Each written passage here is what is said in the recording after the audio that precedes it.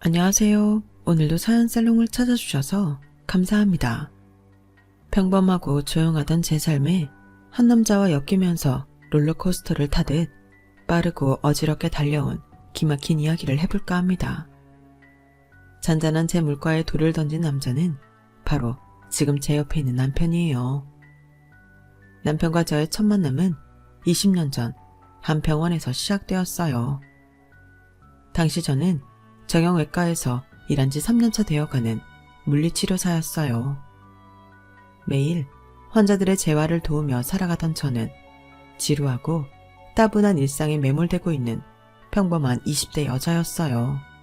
어느 날 교통사고가 나서 수술을 하고 당분간 물리치료를 요하던 고딩 남자애가 병원에 왔어요. 그 나이대의 대부분의 남자애들이 그렇듯이 상당히 반항적인 태도에 거친 말투로 무장한 친구였죠. 그 당시는 그게 멋있어 보일 줄 몰라도 다 지나고 나면 바로 흑역사로 남아 이불킥한다는 것을 알기나 할까? 하필이면 그 고딩한테 제가 담당 치료사로 배정이 되었어요. 환자분 이름이 뭐예요? 차트에 다 써있잖아요. 아, 확인차 다시 한번 물어보는 거예요. 유지목. 네, 유지목 환자분. 저는 담당 물리치료사 서남이라고 해요. 앞으로 일주일에 최소한 3번은 저와 재활을 하게 되실 거예요. 지금은 수술한 지 얼마 안 돼서 약하게 시작하겠지만 조금씩 강도를 높여갈 거예요. 아파도 조금만 잘 참고 견뎌주었으면 좋겠어요. 안 아프려고 하는 건데 왜 아픈 걸 견뎌야 하는 건데요? 그건 다쳐서 아픈 게 아니라 치료 과정에서 생기는 짜증나게. 제가 하는 말에 꼬박꼬박 반항적으로 토를 달던 고딩 머리를 몇 대 쥐어받고 싶었지만 어쩌겠어요. 제 환자분이신걸. 전 속으로 저 건방진 녀석에게 세상 제일 아픈 재활치료를 경험시켜줘야겠다고 생각할 뿐이었죠. 아, 아파요. 네, 유지목 환자분, 이건 좀 아파요. 참으셔야 돼요. 아, 아프다고요. 네, 유지목 환자분, 정상적으로 빨리 걸으시려면 이걸 꾸준히 하셔야 돼요. 한 번 더 해보실게요. 웃기는 건 이 고딩은 아프다고 앓는 소리를 하면서 또 계속 따라하긴 하더라고요. 그러다 우리는 시간이 갈수록 말도 편하게 하고 개인적인 이야기도 조금씩 나누게 되었어요. 교통사고는 어쩌다 난 거야? 오토바이 타다가요. 아, 너도 부모님 속썩이는 애구나. 고딩이 오토바이를 타기는 왜 타? 오토바이 타는 애 나이가 정해져 있어요. 타고 싶으면 타는 거지. 휴지묵 폐기보소. 어려서 좋겠다. 나 안 어리거든요. 머리에 피도 안 마른 게. 근데 넌 왜 맨날 병원 혼자 와? 다리도 성치 않은데 보호자가 동행을 한 번도 안 하시네? 보호자 같은 거 없어요. 또 센 척은 내가 내 부모님이어도 오토바이 타다 이렇게 된 아들 병원 데리고 다니기 싫겠다. 너 담배도 피고 술도 마시지? 가출은 안 해? 다 해요, 다 해. 속 시원해요. 됐죠? 성질머리 하고는. 선생님도 성질 더러워 보이거든요. 남자친구도 없죠? 뭐라고? 이게 이제 좀 여러 번 봤다고 엄청 기어오르네. 고딩은 반년 넘게 저와 만나면서 제가 많이 편해졌는지 장난도 치고 약 올리기도 하면서 투닥거렸어요. 그러다 재활이 거의 마무리되어 갈 쯤이었어요. 하루는 고딩이 병원에 꽃을 사온 거예요. 자, 이거 받아요. 웬 꽃이야? 나 주는 거야? 그럼 누구 주는 거겠어요? 진짜 내 거야? 갑자기 왜? 창피하니까 그냥 받아요. 20대 여자의 직감으로 그 꽃은 그냥 주는 것이 아니라는 확신을 했어요. 하지만 이 어린 것이 당시 고딩은 18살, 저는 26살, 무려 8살 차이가 났거든요. 누가 보면 영화 속 스토리같이 로맨틱하다고 하겠지만 막상 저는 웃기고 어이없었죠. 대학생도 아니고 이제 주민등록증을 갓 발급받은 고딩이라뇨. 게다가 TV에는 장동건, 송승헌, 정우성 같은 남자들이 판을 치는데 여드름 바가지에 까까머리인 한참 어린 애기가 남자로 보일 리도 없었고요. 저는 고딩의 마음을 모르는 척 했어요. 제가 꿈쩍도 안 하니까 하루는 대놓고 그러더라고요. 선생님은 진짜 바보 아니에요? 뭐? 열심히 치료해줘서 두 발로 멀쩡히 걸어다니게 해줬더니 나보고 바보라니. 이게? 아니, 왜 그렇게 몰라요? 제가 선생님 좋아하잖아요. 네가 나를? 야, 고딩, 너 내가 몇 살인 줄 알아? 26살이요. 너는? 18살이요. 그런데 그게 뭐여? 좋아하는데 나이가 뭐 중요해요? 네가 아직 어려서 그런가 본데 세상이 그렇게 만만치 않단다, 아가야. 이제 다시 학교 가면 사고치지 말고 공부 열심히 해야 된다. 알았지? 나 어리다고 무시하지 마요. 두고 봐요. 선생님도 나 좋아하게 될 거예요. 고딩은 무슨 자신감에서인지 떵떵거리며 말하더군요. 그 후 고딩은 제가 병원 끝나는 시간에 맞춰 매일같이 제 얼굴을 보러 왔어요. 어느 날은 바카스를, 또 어느 날은 붕어빵을 손에 쥐어주더라고요. 지풀에 지가 지쳐서 그만하겠거니 했지만 고딩은 막무가내였어요. 하루는 불러 세워서 말했어요. 야, 고딩, 너같이 어리고 랄라리를 내가 왜 좋아하겠냐? 제가 어떻게 하면 받아줄 건데요? 대학부터 가봐. 대학 가면 만나줄 거예요? 저는 거절할 변명거리를 찾다가 대학교에 들어가면 마음을 받아줄 것처럼 말했어요. 어차피 그런 날라리가 대학을 간다는 게 불가능한 일이었으니까요. 그런데 고딩은 정말 공부를 하기 시작했어요. 매일 퇴근 때 나를 찾아오던 놈이 공부해야 된다며 일주일에 한 번씩만 찾아오고 자기가 어디까지 공부를 했고 이번 시험에서 몇 점을 받았고 등등 제게 다 말해주고는 했어요. 금방 정리할 줄 알았던 고딩의 마음은 1년이 넘도록 계속되었어요. 저도 제가 좋다고 쫓아다니던 고딩에게 은근히 마음이 가기 시작했어요. 고딩은 재수까지 하며 기어이 대학 진학에 성공했어요. 아주 좋은 대학은 아니었지만 열심히 한 노력이 보였어요. 이제는 더 이상 거절할 변명도 없었고 사실 거절하고 싶지도 않았어요. 저도 고딩에게 그만큼 마음이 많이 커져 있었거든요. 더군다나 대학교에 가면 파릇파릇하고 예쁜 또래 여학생에게 분명히 마음이 흔들릴 거라고 생각했지만 아주 굳건하더라고요. 그렇게 저희는 주변 사람들 몰래 연애를 시작했어요. 풍요롭지는 않았지만 그 사람 때문에 웃고 즐거운 날들이 계속됐죠. 농업경제학을 전공한 지무기는 예전 다친 일 때문에 군대까지 면제받고 26살에 바로 취직을 하게 되었어요. 식품 품종 개량 관련 회사에 들어간 그는 첫 월급을 받는 날 제게 말했어요. 남이야, 내가 이날만을 기다렸어. 내 힘으로 번 첫 월급을 받는 날. 그래, 고생했어. 이제 진짜 사회인 됐네. 축하해. 남이야, 우리 같이 살자.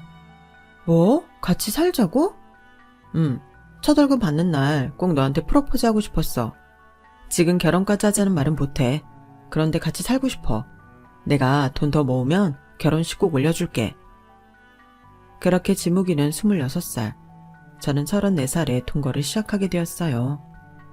연애하는 줄도 몰랐는데 8살이나 어리고 갓 취직한 남자와 동거를 하겠다고 하니 부모님은 처음에 거품을 물고 쓰러지셨어요.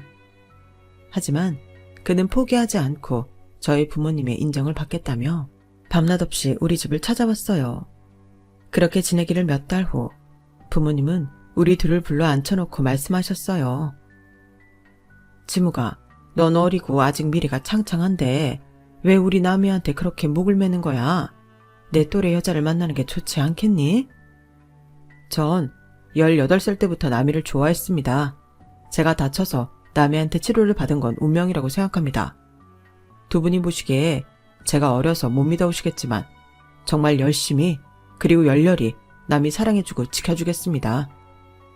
뭐? 그래, 한두 살 먹은 애도 아니고 30을 훌쩍 넘긴 딸년이 어린 남자랑 살든 늙은 남자랑 살든 우리가 이렇게까지 막을 일은 아닌 것 같구나. 그래, 너희도 성인이니 너희 하는 행동에 책임을 지고 살려무나. 네, 감사합니다. 저희는 결국 부모님의 허락을 얻어냈어요.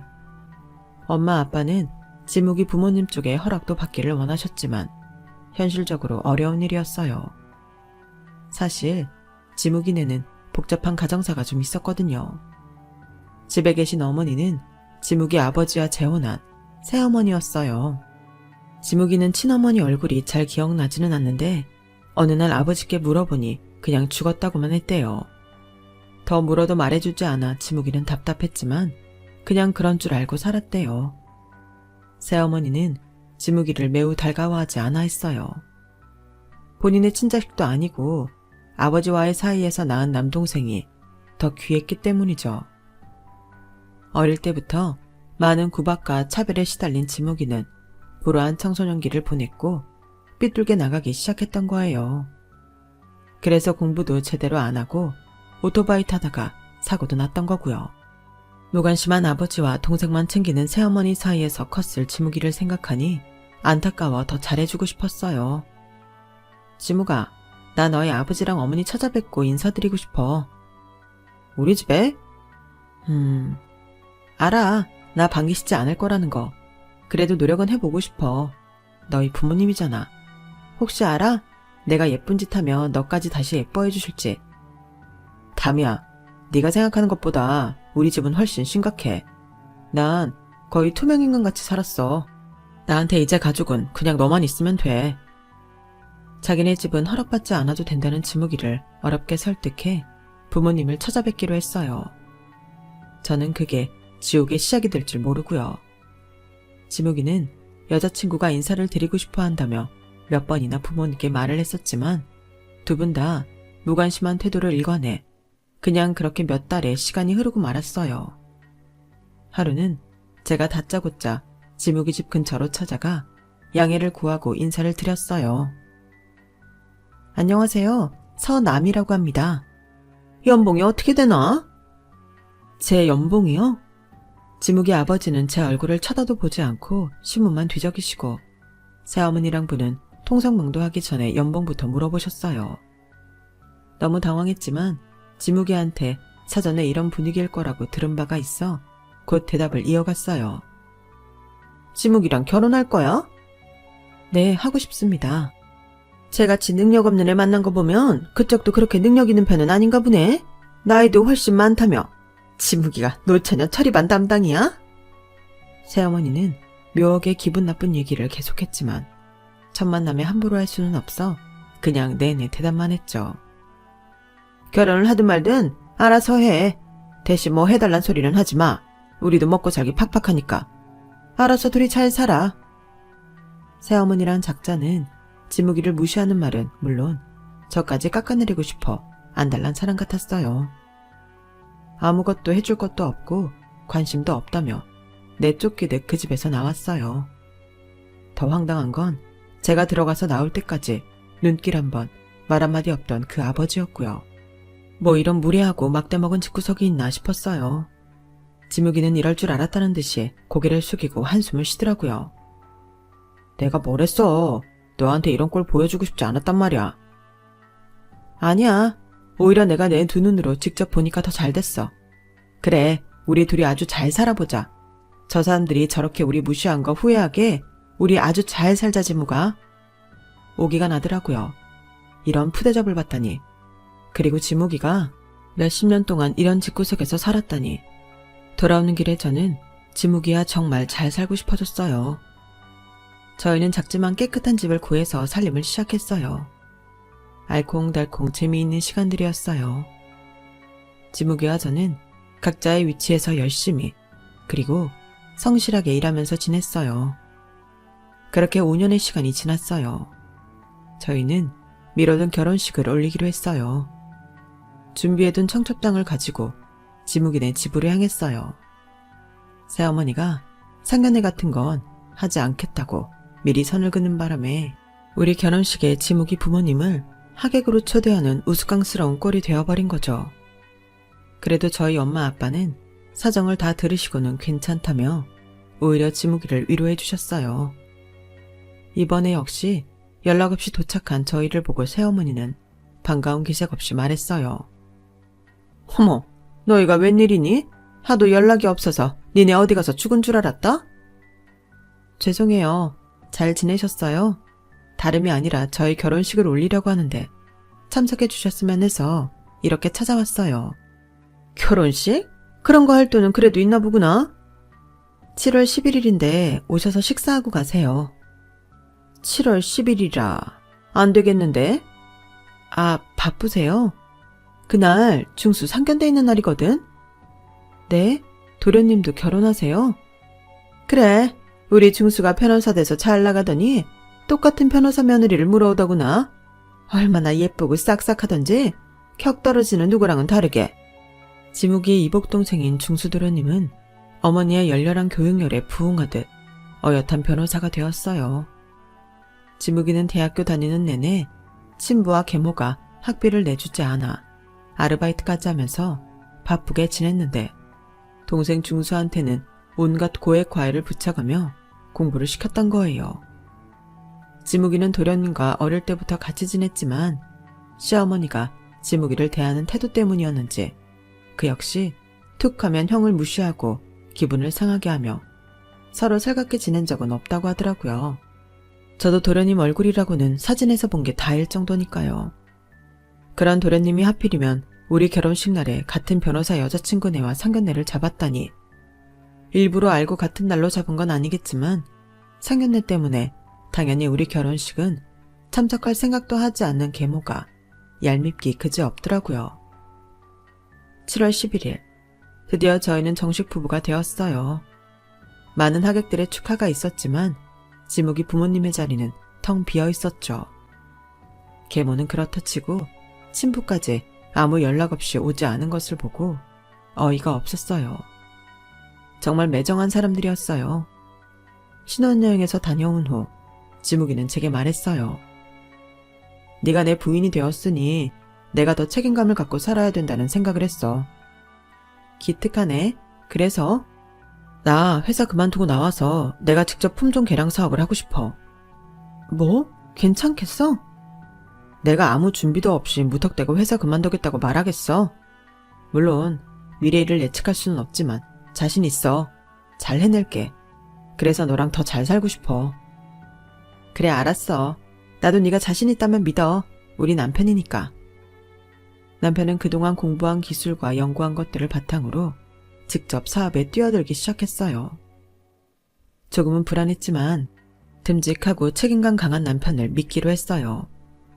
남편은 우리 형편에 맞으면서도 조금이라도 더 좋은 조건의 사업터를 마련하기 위해 사방팔방 분주하게 뛰어다니던 때였어요. 서울은 비싸서 엄두도 못 낼 뿐만 아니라 경기도 외곽까지 알아보러 다녀야 했어요. 그러던 어느 날 매우 늦게 귀가한 남편의 얼굴이 심상치 않아 보였어요. 올해 그를 봐온 저로서는 분명 심각하고 심란스러운 일이 생겼다고 확신하고 조심스럽게 물었어요. 오늘은 왜 이렇게 늦었어? 많이 힘들었지? 저녁은 먹은 거야? 맛있는 거 해놨는데. 남이야, 나 오늘 친엄마라는 사람을 만났어. 어? 친어머니는 돌아가셨다며? 그건 아버지가 잘못 알고 그렇게 말했던 거고 사실은 살아계셨어. 도대체 어떻게 된 거야? 남편이 들려준 친어머니 이야기는 정말 기구하기 짝이 없었어요. 남편의 친부는 결혼 전부터 술독에 빠져 살았었는데 남편을 갖는 바람에 친모는 어쩔 수 없이 결혼을 했다고 해요. 하지만 술주정, 폭언, 외도까지 남편으로서 할 수 있는 나쁜 짓은 다 하며 친모를 괴롭히는 재미로 사는 사람 같을 정도로 심했다더군요. 한 번은 친부가 많이 취해 친모가 많이 맞은 날, 친모는 남편을 데리고 몰래 도망가려고 했는데 그걸 발견한 친부가 아이를 놓고 가지 않으면 둘 다 가만 안 두겠다고 위협하는 바람에 홀로 뛰쳐나올 수밖에 없었다고 해요. 그 후 몇 번이고 아들을 데려오려고 했었지만 매번 실패하고 도망간 날도 많이 있었다고 해요. 친모는 어쩔 수 없이 시골로 숨어들어 죽었다고 거짓 소식을 전했고 친부는 그 말을 믿고 고작 6살밖에 안 된 남편이 더 이상 엄마를 찾지 않게 말해버린 거였죠. 친모의 사망 소식이 있은 지 2달도 안 돼서 지금의 새어머니와 가정을 꾸렸고 그 사이에서 아들을 하나 더 얻었던 거예요. 새 가정만 보살핀 아버지와 계모는 둘째 아들과 달리 남편을 방치했고 남편은 그 무관심과 구박만 가득한 집에서 지옥같이 살았던 거였어요. 그런데 어머니는 당신을 어떻게 찾으신 거야? 숨어 살면서도 나를 한 번도 놓친 적이 없대. 내가 학교에 있을 때도 친구들이랑 놀 때도 항상 멀리서 날 지켜봤었대. 심지어 내가 오토바이 사고 나서 재활치료 다녔던 것도 다 알고 계시더라고. 어머 세상에, 일찍 좀 나타나시지. 아버지가 2번 다시 내 앞에 나타나면 엄마가 아니라 아들인 내가 잘못될 거라고 하는 바람에 자기 존재를 꽁꽁 숨기고 사셨다고 그러더라고. 아버지는 나를 볼모로 삼고 있었던 거지. 정말 너무하다.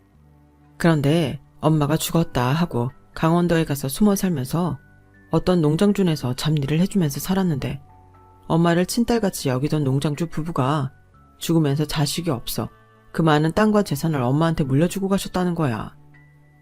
뭐? 그게 진짜야? 나도 안 믿겼는데 엄마가 땅 문서까지 들고 와서 나한테 보여줬어. 고생 많이 하셨는데 그래도 어떻게 그런 행운이 함께 하셨네. 이런저런 얘기하다가 내가 지금 그 사업을 하려고 자리를 알아보고 있다고 하니까 나만 괜찮다고 하면 흔쾌히 그 땅을 내어주시겠다고 하더라고. 정말이야? 돈도 일절 받지 않고 말이야. 집에 가서 너랑 상의해보겠다고 했어. 그럼 우리 초기 자본금 중에 자리 알아보는 게 대부분이었는데 그만큼 아끼고 시작하는 거잖아? 그렇지. 그런데 자리가 강원도야. 만약 거기서 시작한다고 해도 우리가 떨어져 있든지 네가 일을 그만두고 함께 그쪽으로 가야 하니까 망설여지더라고. 망설일 시간이 없었죠. 우리 부부는 당분간 주말 부부를 하기로 했어요. 남편의 일이 어떻게 될지 모르는 상황에 저까지 일을 그만두는 위험 부담을 안기는 겁이 났거든요. 그렇게 우리는 2년 동안 떨어져 지내다가 제가 아이를 갖게 되면서 저 역시 강원도로 옮기기로 결심했어요. 그리고 그때쯤 남편의 사업이 조금씩 수익을 내기 시작하기도 했고요. 성실한 남편은 아이와 저, 그리고 늦게 찾은 친어머니를 위해 더 열심히 연구하고 일하고 발전해 나갔어요. 저희는 오랫동안 혼자 고생하신 남편의 친어머니를 모시고 살았고, 그런 진짜 시어머니는 제 아이를 봐주시면서 저 역시 남편이 하는 일에 손을 보탤 수 있었어요. 어느덧 10년이라는 시간이 흘렀고 남편의 사업은 성공가도를 달리고 있었어요. 바로 앞 바다뷰가 아름다운 집을 마련하고 우리 4식구 모두 행복한 시간을 보내고 있었어요. 지역신문에는 품종개량 사업에 성공한 젊고 패기 있는 사장에 대한 소식이 종종 나오고는 했어요. 남이야, 지금 내가 여기까지 올 수 있었던 건 다 네 덕이야. 예쁜 딸 소혜도 낳아주고 옆에서 내조도 잘해주고 정말 고마워. 당신이 다 잘해서 그렇지 뭐. 어머니도 너무 감사해요. 널 어릴 때부터 그 지옥 같은 집에서 꺼내오지 못한 죄책감이 항상 깊었단다. 큰 건 아니지만 네가 이렇게 성공할 수 있는 발판 정도를 내가 도와줄 수 있어서 그나마 마음의 짐을 덜었어지 뭐가. 그런 마음 갖지 마요. 난 한 번도 엄마 원망한 적 없어요. 지금이라도 이렇게 엄마랑 함께 살 수 있는 것에 감사해요. 하루는 모르는 번호로 전화를 받았는데 바로 남편의 새어머니였어요. 예, 지무기가 사업이 잘 돼간다며? 신문에 나왔다는데 그게 진짜냐? 누구세요? 누구긴 누구야, 시어머니지. 안녕하세요. 안녕하긴? 너 아주 발칙한 애구나. 그런 일이 있는데 왜 연락도 안 하니? 아는 사람이 지무기가 신문에 크게 나왔다며 보여주더라. 지무기가 사업을 시작한 것도 너네가 전부 지방으로 가버린 것도 어쩜 그렇게 한마디 없이 일을 저질렀니? 그동안 우릴 그렇게 속이니까 좋디? 속이다뇨. 그쪽도 저희랑 연 끊고 사셨잖아요. 뭐? 그쪽? 말이면 다인 줄 알아? 시부모한테 어디서 감히 그쪽이래. 남편 힘들게 자란 거 다 알아요. 남편한테 해준 것도 없으면서 저한테 시부모님이란 소리 듣기에 양심 좀 찔리지 않으세요? 걔가 뭘 힘들게 자라. 먹을 거 다 먹이고 입힐 거 다 입혀서 키웠는데 내가 아무리 친엄마가 아니라지만 내 피부치같이 살뜰히 보살폈다. 은혜를 모르는 건 바로 지묵이 걔야. 이제야 그 그늘에서 벗어나 조금 살만한 사람 괴롭히지 마세요. 괴롭히긴 누가 괴롭힌다 그래. 내가 조만간 찾아갈 테니 그런 줄 알아라. 기가 막히고 코가 막힐 일이었어요. 여태껏 소식 끊고 지내던 그 집에서 남편의 성공 소식을 듣고 다시 연락이 올 줄 누가 알았겠어요. 계모의 전화 이후 그 집 식구들이 돌아가며 전화하는 통에 저희 부부는 미치고 팔딱 뛸 노릇이었어요. 여보세요? 형수님, 안녕하세요. 형수님? 누구세요? 저 중수입니다. 지묵이 형 동생 중수요. 갑자기 무슨 일이세요? 말씀드렸습니다. 형 사업 얘기요. 사업이 커질수록 끼고 있는 변호사도 있어야 트러블이 났을 때 잘 해결할 수 있죠. 한번 찾아뵙고 말씀을 좀 나눌까 하는데요. 아니요, 괜찮습니다. 지금 변호사 찾을 정도로 급한 일이 없어서요. 심지어 어느 날은 말이에요. 여보세요? 안녕하세요, 형님. 네? 형님이요? 저 중수씨 안 사람이에요. 너무 갑자기 연락드려서 놀라셨죠? 한번 뵈야지 하면서 아시다시피 제가 변호사라 워낙 바쁘잖아요. 여태껏 못 찾아뵈었네요. 아, 네. 우리가 한 식구인데 여태까지 얼굴 한번 못 본 게 말이 되나요? 그래서 말인데 찾아뵙고 드릴 말이 있어서요. 언제 시간 괜찮으세요? 죄송하지만 얼굴도 못 본 동서 저는 없고요. 드릴 말씀도 없습니다. 결혼한지도 몰랐던 남편의 이복동생, 그 와이프까지 가족을 운운하며 연락을 해오더군요. 성공이란 게 이렇게 무서운 건 줄 몰랐어요. 매몰차게 등 돌릴 땐 언제고 이제 와서 우리 덕을 볼심산이라뇨. 일부러 전화를 안 받기라도 하면 문자 폭탄을 보내 우리를 힘들게 하기도 했어요. 그런 와중에도 남편 사업의 수직 상승은 멈출 줄을 몰랐어요. 강원도에 저와 어머니 명의로 집과 상가를 얻기도 했고 그 이듬해에는 서울의 한강뷰 아파트까지 계약을 하게 됐거든요. 남편은 우리 가족이 다시 서울로 이사가기를 희망했어요. 남이야, 그 서울 아파트 전세 놓지 말고 그냥 우리가 들어가서 살자. 서울로 다시 가자고? 여기 일은 어떻게 하고? 밥 팀장한테 여기 공장 맡기고 나는 서울로 나가서 더 확장하고 싶어. 지난번 연락 온 회사에서도 서울에서 자리 잡는 걸 계약 조건으로 내걸었어. 괜찮겠어? 그럼 무모하게 하자는 건 아니야. 아직은 여기가 메인인 거고 서울 왔다 갔다 하며 키워나갈까 해. 어머님은 서울로 가고 싶다고 하시면 모시고 가고 여기에 계시고 싶다고 하면 이 집에서 살면서 상가 월세 나오는 걸로 생활하시면 부족한 건 없을 거야. 저는 남편의 뜻을 따르기로 했어요. 어머님은 고민하시다가 혼자보다는 함께가 낫겠다 싶으셨는지 함께 서울로 가기로 하셨어요. 제 딸은 할머니와 헤어지지 않아도 된다는 사실에 매우 기뻐했어요. 또 바쁜 날들이 계속되었어요. 남편은 서울과 지방을 오가며 사업이 흐트러지지 않도록 힘썼고 저는 어머님과 딸의 서울 생활이 낯설지 않도록 온 신경을 썼어요. 드디어 지방집을 최종 정리하고 서울 아파트에 입성하는 날이었어요. 낮보다 밤에 48층의 통창으로 보이는 한강 야경은 미치도록 황홀하더군요. 우리에게도 이런 날이 오는구나 싶어 눈물까지 흘리고 말았어요. 어머님은 이사 때문에 피곤하다시며 먼저 자리에 누우시고 남편과 맥주 한 잔씩 하며 이야기를 나누고 있었어요. 내일 소희 학교 가서 잘할 수 있겠지? 서울 애들이 워낙 깍쟁이들이 많잖아. 시골에서 왔다고 놀리거나 그러진 않겠지? 걱정 마. 우리 소의 성격 얼마나 좋은지 알잖아.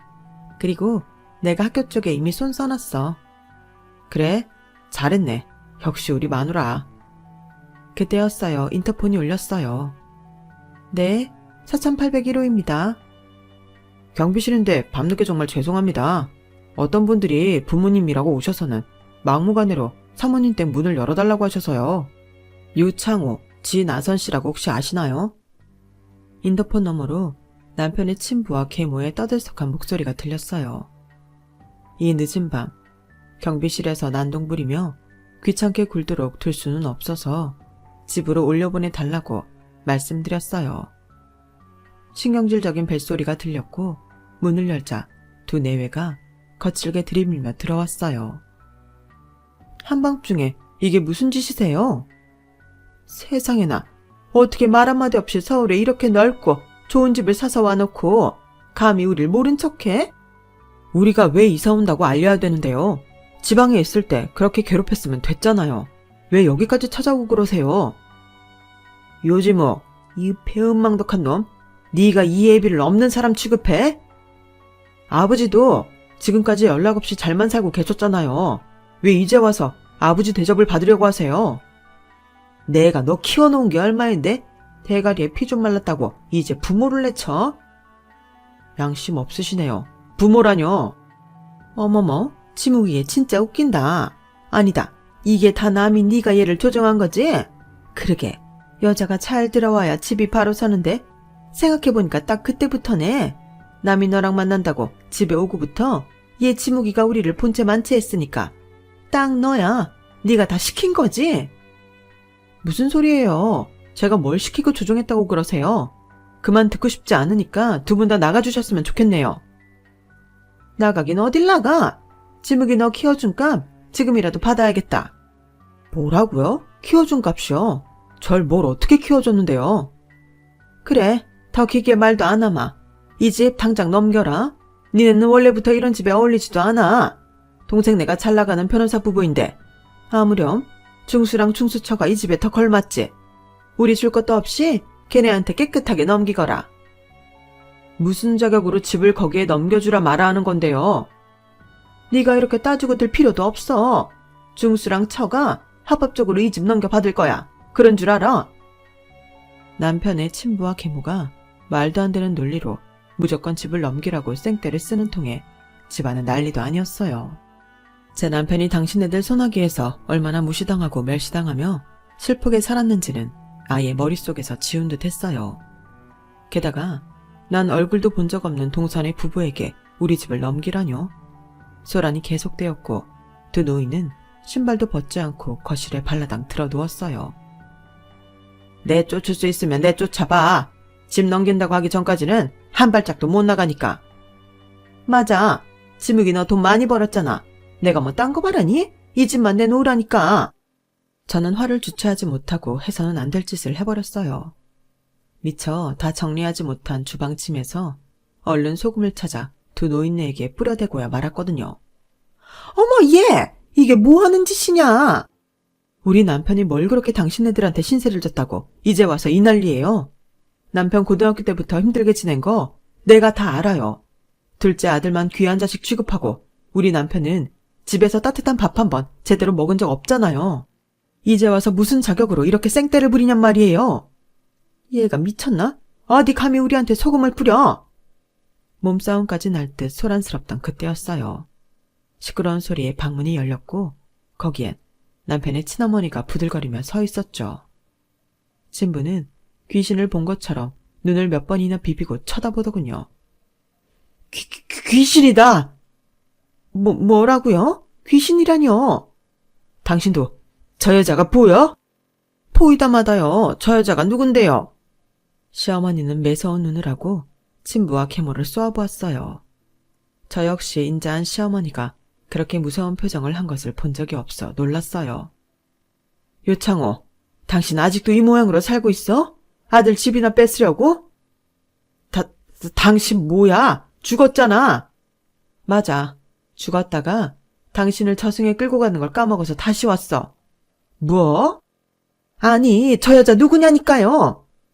내가 지묵이 친모다 이 여편네야. 네가 내 금쪽 같은 새끼를 그렇게 구박하고 괴롭혔다고? 친모? 지묵이 친모는 죽었다고 했는데? 여보, 도대체 이게 어떻게 된 거예요? 나도 죽었다고 들었어. 죽은 당신이 도대체 여기 어떻게 있는 거냐고? 내 시신 확인했어? 뭐? 혹시나 당신이 올까봐 거짓으로 꾸며놓은 제삿집에 관련 서류 있으면 보내라고 꼴랑 전화 한 통 했다면서. 아무리 내가 싫고 미워서 날 때리고 욕보였어도 당신 아들을 낳고 산 여자인데 죽었다는데 어떻게 그럴 수가 있어? 그리고 우리 아들 지묵이 어떻게 그렇게 매정하게 남의 자식 대하듯 했냐고. 그럼 당신 전 부인 안 죽었던 거야? 나도 몰라 이게 무슨 일인지. 시신은 확인 못했지만 죽었다고 그랬어. 잠깐만, 그럼 지묵이랑 남이 너 여태까지 우리 속이고 이 여자랑 같이 지냈던 거야? 어? 이 여자가 아니고 제 어머니예요. 당신이 아니라 정말 제 친어머니라고요. 우리가 누구랑 살든 당신들한테 말해야 할 의무는 없잖아요. 세상에나 어이가 없어서 이게 웬 날벼락이야. 계모는 신발로 바닥을 치며 통곡하기 시작했어요. 전 부인 죽었다고 해서 믿고 홀랑 결혼해 애까지 낳고 살았더니 멀쩡히 살아있지를 않나. 돈 많은 자식 새끼에 집 한 채 달라고 했더니 소금을 뿌려대지 않나. 아이고, 나는 억울하고 분통해서 더 이상 못 살겠다. 당신이 뭐가 억울해? 진짜 억울한 건 나라고. 이 인간한테 애까지 못 데리고 도망쳤던 그날을 생각하면 진짜 가슴은 후배 파도 모자란다고. 아우, 중수아버지 뭐라고 말 좀 해봐요. 당신 때문에 다 이 지경 났잖아요. 내가 이런 꼴 보려고 여태까지 당신이랑 산 줄 아냐고요. 친모와 계모, 두 여자 사이에서 친부는 아무 말도 못하고 죄인처럼 고개를 떨구고 앉아있더군요. 비참하게 짝이 없는 얼굴을 하고는 눈물까지 텀벙텀벙 흘리는데 불쌍하다는 생각이 하나도 들지 않았어요. 자신이 과거에 저지른 잘못이 얼마나 큰데 이보다 더한 벌을 받아도 된다고 생각했어요. 두 분 다 제 집에서 나가주세요. 제 가족은 여기 친어머니 집사람, 우리 아이밖에 없습니다. 그쪽은 다 남이에요. 어디서 마주쳐도 아는 척하지 마시길 바래요. 얼음장처럼 차가운 남편의 말에 두 노인네는 터덜터덜 일어나 나가더군요. 계모는 완전 넋이 나간 사람처럼 발을 질질 끌며 나갔어요.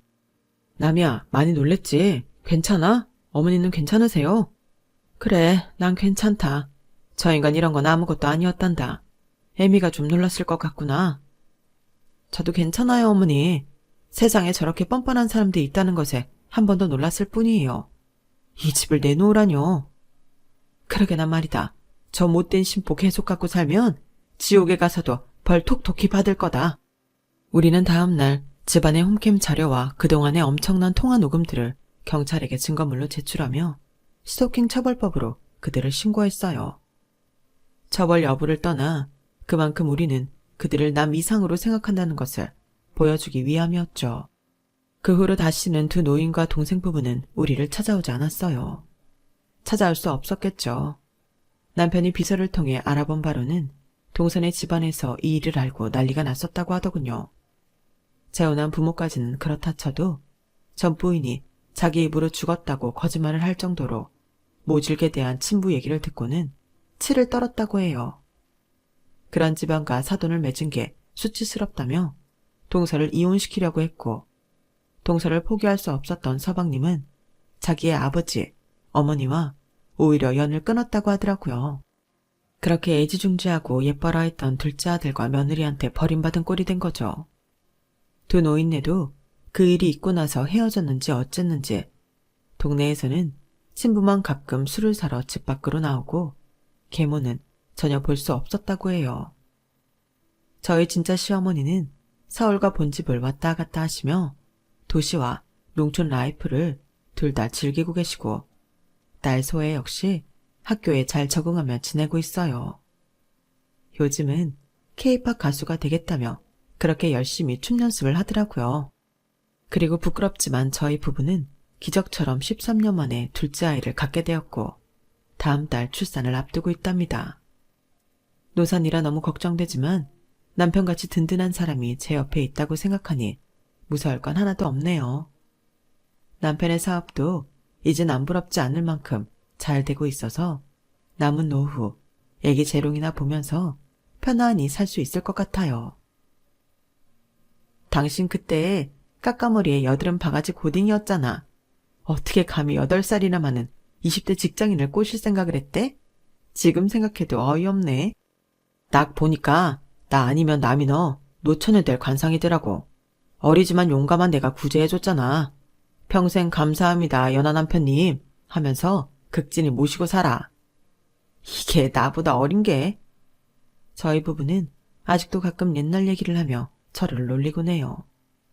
그때는 저 어린 남자아이와 함께하는 것이 막막한 미래라고만 생각했는데 지금은 이렇게 서로를 빛내주는 부부가 되었네요. 하루하루가 너무 소중한 요즘이랍니다. 지금 여러분 곁에도 빛나는 사람이 있으시길 바라며 제 이야기 들어주셔서 고맙습니다. 건강하세요. 여러분, 사연 댓글에 응원과 현명한 조언 부탁드려요. 좋아요와 구독은 저에게 큰 힘이 됩니다. 오늘도 좋은 일 가득하세요.